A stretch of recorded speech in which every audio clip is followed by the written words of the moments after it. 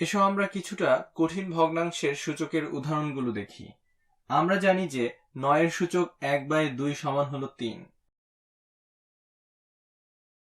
এবং এটা হয় কারণ 3 গুণ 3 হলো 9। এটা 9 এর বর্গমূল কত তা নির্ণয় করার মতো একই কথা।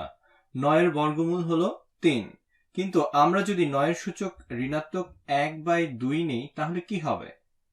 এক্ষেত্রে আমরা ভগ্নাংশের একটি ঋণাত্মক সূচক পাই, এবং এখানে যেটা মনে রাখতে হবে তা হলো যে আমাদের ধাপে ধাপে এগোতে হবে।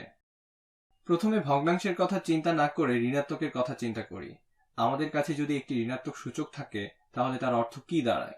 এর অর্থ হলো এটা হবে 1/9 এর সূচক 1/2। ঋণাত্মক চিহ্ন তাই বোঝায়। এটি হলো 1/9 এর সূচক 1/2, এবং আমরা জানি 9 এর সূচক 1/2 সমান হলো 3, তাহলে এটা সমান হবে 1/3। এখন আরেকটু গভীরভাবে চিন্তা করি। এবার আমরা দেখি আরেকটু জটিল একটি ভগ্নাংশ এবং তার সূচক। ঋণাত্মক 27 এর সূচক ঋণাত্মক 1/3।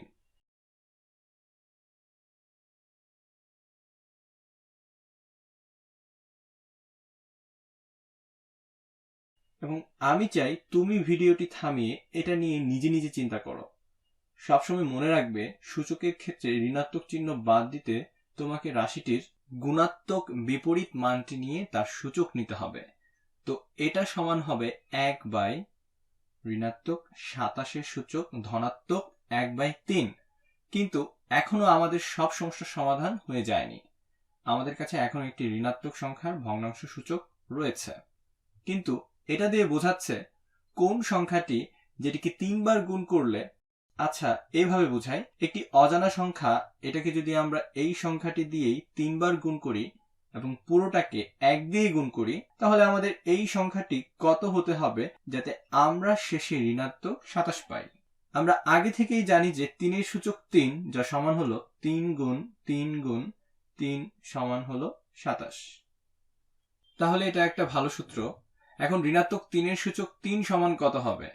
আচ্ছা, এটা হলো ঋণাত্মক 3 গুণ ঋণাত্মক 3 গুণ ঋণাত্মক 3। ঋণাত্মক 3 গুণ ঋণাত্মক 3 হলো ধনাত্মক 9, গুণ ঋণাত্মক 3 হলো ঋণাত্মক 27। তাহলে আমরা পেয়ে গেলাম যে প্রশ্নবোধকের এখানে কোন সংখ্যাটি হবে? ঋণাত্মক 3 গুণ ঋণাত্মক 3 গুণ ঋণাত্মক 3 সমান ঋণাত্মক 27।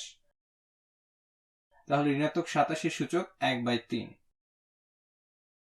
এখানের এই অংশটি সমান ঋণাত্মক 3, তাহলে এটা হবে 1/3, যা ঋণাত্মক 1/3 সমান।